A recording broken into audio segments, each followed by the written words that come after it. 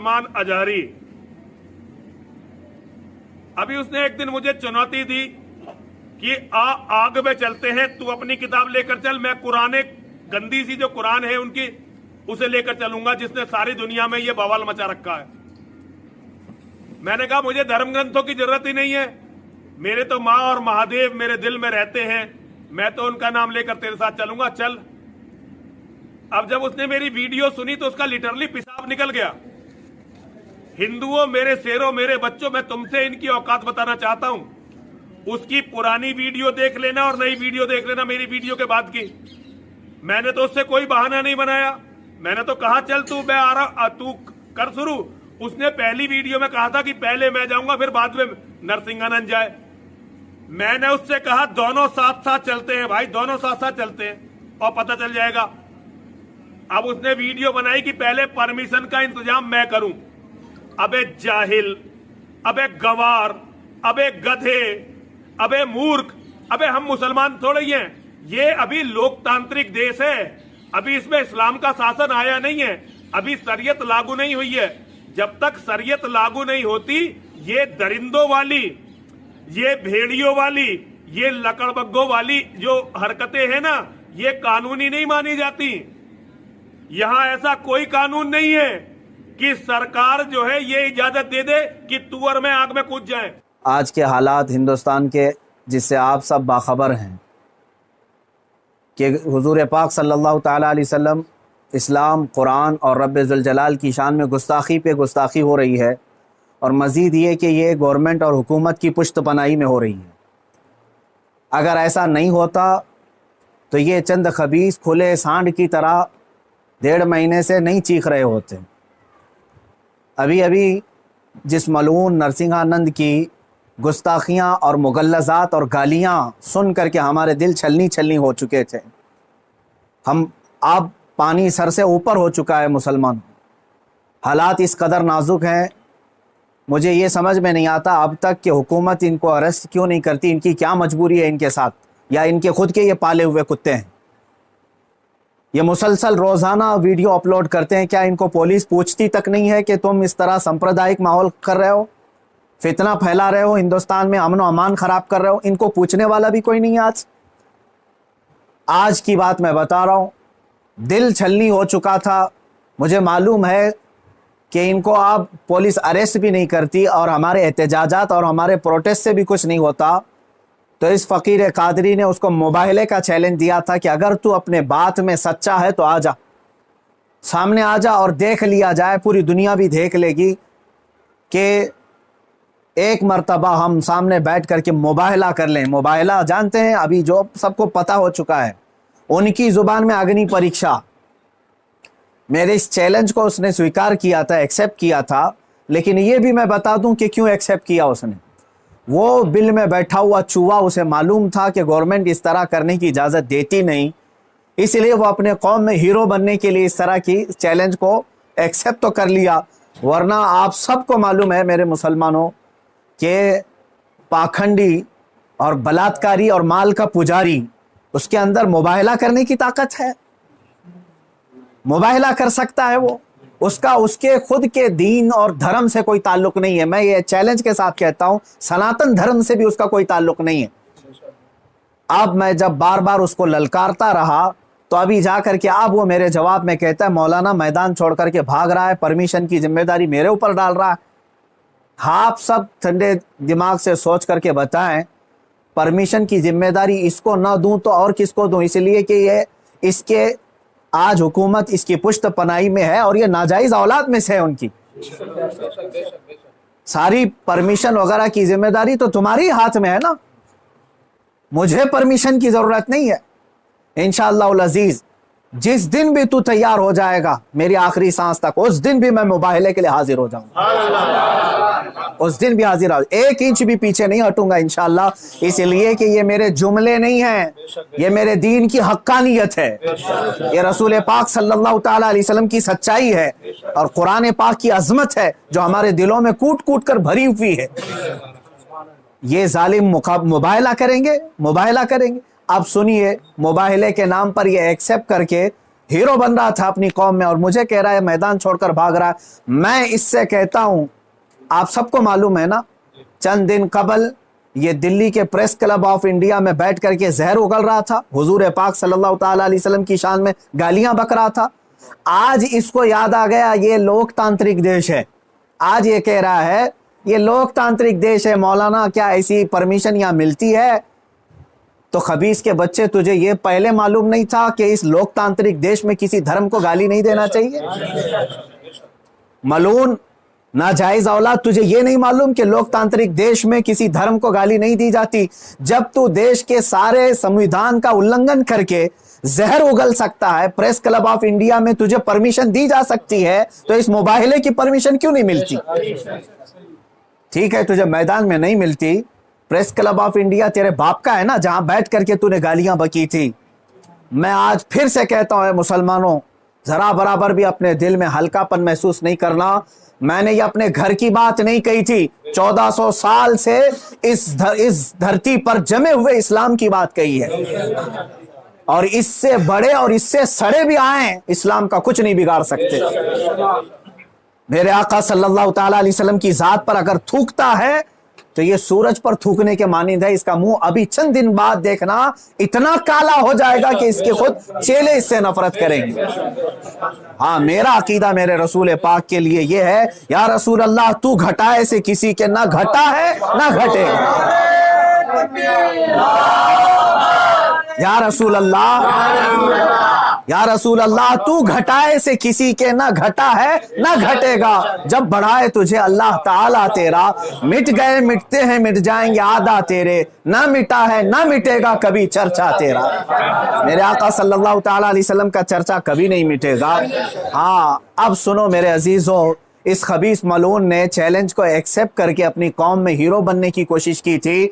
मैं फिर से कहता हूं, जिंदगी गुजर जाएगी, इसका पेशाब निकल जाएगा, मुबाहिले के लिए नहीं आ सकता। मुबाहिला बहुत दूर की बात है, मुबाहिला बहुत दूर की बात है। मैं गवर्नमेंट से भी कहता हूं, प्रशासन से भी कहता हूं, यह बार बार भौंक रहा है और कह रहा है कि मुझे इस्लाम की सच्चाई बताना है, मुझे कुरान की सच्चाई बताना है। इसको एक बार बताने का मौका दे दिया जाए, इसको एक बार मौका दे दो हमारे सामने कि ये इस्लाम की सच्चाई बता दे। आज इस खबीस के चेलों से भी मैं कहता हूं, तुम अपने गुरु को मना करके ले आ जाओ हमारे सामने। ये बार बार कह रहा है ना कि मुझे कुरान की सच्चाई बताना है, कुरान की। मैं कहता हूं मुबाहिला बहुत दूर की बात है, वो सिर्फ हमारे सामने बैठने की हिम्मत कर ले। जिस दिन वो सामने बैठे और इस्लाम की सच्चाई बताने की बात करता है, कसम रब्बे जुल जलाल की, कसम रब्बे जुल जलाल की, जितनी बातें उसने मेरे नबी की शान में कही हैं, एक बात वो साबित कर दे, उसी दिन मैं अपनी गर्दन दे करके आ जाऊंगा इंशाअल्लाह। मैं वहीं पर अपनी गर्दन दे करके आ जाऊंगा। ये सारे उसके चेलों से भी कहता हूं, तुम जुमलेबाजी कर रहे हो। और इस चैलेंज के बाद अब सोशल मीडिया में बरसात के मेंढक की तरह बहुत सारे आ गए, मौलाना का चैलेंज हमको भी एक्सेप्ट है, हमको भी एक्सेप्ट है। तुम क्या समझ रहे हो, गुडी गुडे का खेल खेलने जा रहे हैं? ये कोई खेल खेलने जा रहे हैं? तारीख पढ़ लेना, पता चलेगा तुम्हें मुबाहिला कहते किसे हैं। अजीजान गिरामी वकार, आज दिल जल रहा है इसलिए मैं अर्ज कर रहा हूं, ये मुकाबले में नहीं आएंगे। फिर भी मैं कहता हूं, ये 17 रमजानुल मुबारक 30 अप्रैल आने तक ये जितने चेले भौंक रहे हैं, इसमें एक रामपाल का एक शिष्य है, कोई शागिर्द आया है, वो कहता है मोहम्मद आखिरी नबी भी नहीं है सल्लल्लाहु माअज़ल्लाह। ऐ मुसलमानों, इसने खत्मे नबुव्वत पर भी डाका डाला। वो कहता है रामपाल आखिरी नबी थे, मैं साबित करता हूं और चुनौती को स्वीकार करता हूं। ये सारे पाखंडी एक साथ आ जाएं, एक साथ आ जाएं। और गवर्नमेंट से फिर मैं कहता हूं, अब ये बात बहुत बढ़ चुकी है, मीडिया वाले भी मजाक ना समझें, इनको साबित करने का मौका दें और हम हानि के लिए तैयार हैं। मैं एक नहीं, हिंदुस्तान की 11 बड़ी खानकाएं मेरे साथ खड़ी हैं और तकरीबन 100 उलमाए अहले सुन्नत और मुफ्तियान इज़ाम अभी इसी वक्त दिल्ली आने के लिए तैयार। मेरे अजीजों, ये कोई खेल की बात नहीं कर रहा हूं। अल्हम्दुलिल्लाह 100 तो मैं अपने लिस्ट में रखा हूं, हजारों की तादाद में यहां पर अपनी जान लुटाने के लिए तैयार। ऐ मुसलमानों, अब पानी सर से ऊपर हो चुका है। अब ये 30 अप्रैल और 17 रमजानुल मुबारक की तारीख मैंने ऐलान तो किया, और ये बार बार इसको हल्के में लेकर मजाक उड़ाते। आज भी ये कहता है कुरान को गुंडों की किताब, कुरान कहता है वायरस है, कुरान को कहता है गंदी किताब। कहां मर गया तुम्हारा जमीर, कहां मर गया? मुसलमानों, मैं अब आपसे कहता हूं, इस तारीख को मेरे 3 ही ऐलान होंगे, मुझे पहुंचने दिया जाए, मुझे पहुंचने दिया जाए। उससे पहले अगर गवर्नमेंट या इनके कोई भी दबाव में आकर के अरेस्ट करते हैं, उसी दिन समझ जाना है मुसलमानों, इस्लाम की फतह हो चुकी है। समझ जाना, मैं अगर अंदर होता हूं तो लाखों मुसलमानों के अंदर का ईमान बाहर आ जाएगा इंशाअल्लाह अज़ीज़। ये एक बात याद रख लेना। दूसरी बात, अगर इस तारीख से पहले हुकूमत इसे अरेस्ट नहीं करती, जो रोजाना आज तक खुलेआम इस तरह की गुस्ताखियां कर रहा है, हद हो गई, हद हो गई। यहां पर होम मिनिस्टर पर कोई टिप्पणी करे तो जेल में चला जाए, और यह मुसलसल 1.5 महीने से मुगल्लजात बक रहा है, पखाना उगल रहा है, और कोई कुछ नहीं करता, इसको पूछता तक नहीं इसको। और अगर इस तारीख तक या तो उसे अरेस्ट करे, या तो फिर इस तारीख को पूरे हिंदुस्तान भर के मुसलमान कोई भी अपने घर में नहीं बैठेगा इंशाअल्लाह। मेरी इस बात पर लब्बैक कहते हैं आप सुन लें, इसलिए कि अब यहां पर हमारी जमीन जायदाद का मसला नहीं है। ये मत समझ लेना या जमीन मांगने के लिए आ रहे हैं, हुकूक मांगने के लिए आ रहे हैं। अरे मियां, अब तो हमारे जड़ की बात आ गई है। और मुसलमानों याद रख लो, अगर तुम्हारा यहां पर रसूल पाक की इज्जत सलामत नहीं है तो फिर तुम्हारा जीना भी किसी काम का नहीं है। अब ये चाहते हैं ना हम बाहर निकलेंगे तो वायलेंस हो जाएगा, फला हो जाएगा, हम ये नहीं चाहते फसाद हो जाए, इसीलिए तो बार बार गुहार लगा रहे हैं हुकूमत को, बार बार कह रहे हैं फसाद की जड़ को अंदर करो, उसे भौंकने से रोको, नहीं सुन रही है। और इससे भी आप समझ जाना है मुसलमानों, हुकूमत की मंशा यही है कि आप ये पूरे हिंदुस्तान में फसाद कराना चाहते हैं, पूरे हिंदुस्तान को जलाना चाहते हैं, वरना ऐसे पाखंडियों को खुलेआम नहीं छोड़ते। ये पूरी की पूरी प्लानिंग के साथ कर रहे हैं। इसलिए मुसलमानों, आज तुम्हारे इम्तिहान का वक्त है, आज तुम्हारे इम्तिहान का वक्त है। आज अगर तुम अपने घरों में चूड़ियां पहन करके बैठे रहे, याद रख लेना, बाद में आने वाली नस्लें तुम्हारे मुंह पर थूकेंगी, तुम्हारे कब्रों पर ईंट पत्थर मारेंगी, इसलिए कि ये नबी का गद्दार है। रसूल पाक पर भोंकने वाले को भी ये पूछ नहीं सका। तुम्हारी नस्लें बाद में तुम्हें याद करेंगी इस तरह से। याद रख लेना, ये तारीख यौम बद्र की जो आएगी, यौमुल फुरकान, 17 रमजान की, उस दिन हर मुसलमान का कलेजा दहल जाना चाहिए। मशरिक से मगरिब तक, शुमाल से जुनूब तक, हिंदुस्तान भर के हर इलाके के। और इस पाखंडी से फिर मैं कहता हूं, तुझे जहां की परमिशन मिले, मेरे नाम से एक लेटर इशू करके दे दे, मेरे नाम से एक लेटर इशू करके दे दे कि ये मुफ्ती सलमान अजहरी आ सकता है मेरे साथ, मुबाहिला बहुत दूर की बात, डिबेट कर सकता है, इतना तो ऐलान करके दे दे, फिर मैं पूरी दुनिया को बता दूंगा कि तेरा पाखंड क्या है। मेरे अजीजों, मैं हिंदुओं से भी कहता हूं, ये हिंदुओं को बदनाम करने के लिए निकला हुआ है, ये माल का पुजारी है, राजनीति खेलने के लिए ये मेरे नबी को इस्तेमाल कर रहा है, राजनीति के लिए इस्लाम को इस्तेमाल कर रहा है। हद हो गई मेरे अजीजों। मैं हुकूमत से कहता हूं, अगर तुम्हें दुश्मनी है ना मुसलमानों से, लो हम सब की जाने और मार डालो, हमारे नबी पर ना भोंको, इस्लाम के खिलाफ आवाज ना उठाओ। इतनी गलीज बातें वो बक गया। मुझे बताओ, पूरे हिंदुस्तान के मुसलमानों ने कभी हिंदुओं के देवी देवताओं को छेड़ा आज तक? मुझसे सुना आपने कि हम गालियां दे रहे हैं उनके देवी देवताओं को? यह हमारी तहजीब है जो हमें इस्लाम सिखाता है, यह हमारे अखलाक है जो हमें इस्लाम सिखाता है। इसका जहर देख करके पता चलता है कि इसका कोई दीन और धर्म नहीं है। धर्म में रहने वाला ऐसी जहर नहीं उगलता।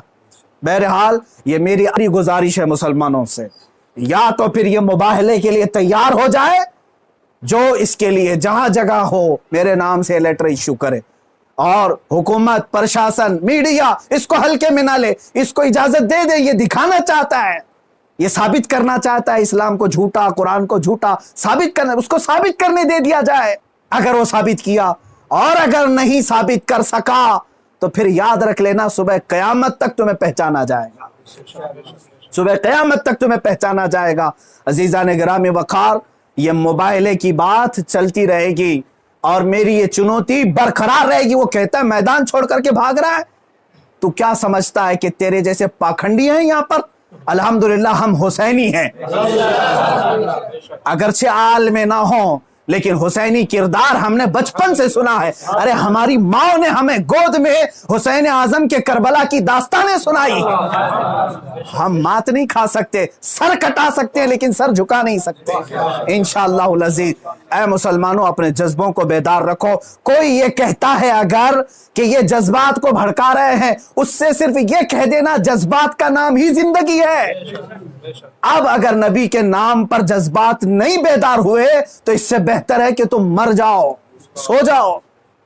आप याद रख लेना, ये हुकूमत से भी मेरी गुजारिश है, अपील है, तुम वैसे भी मारना चाहते हो ना, हम आ जाते हैं। बाहर घुट घुट करके मरने से बेहतर है कि हम नामे मुस्तफा पर निकल करके मौत को कबूल करने को हम तैयार हैं। यूं भी तो किसी दिन हमको दुनिया से तो जाना है। अल्लाह के हबीब सल्लल्लाहु ताला अलैहि वसल्लम की इज्जत का परचम बुलंद करके जाएंगे इंशाअल्लाह। सारी खानकाहें, सारे उलमा, सारे मदारी, सारी तहरीकें, सारी तंजीमें, सबसे मैं बड़े अदब से गुजारिश करता हूं, अब वक्त किसी के घर का नहीं, किसी की सज्जादगी का नहीं, किसी की प्रॉपर्टी का नहीं, बल्कि तुम्हारे जाने ईमान का सवाल आ चुका है।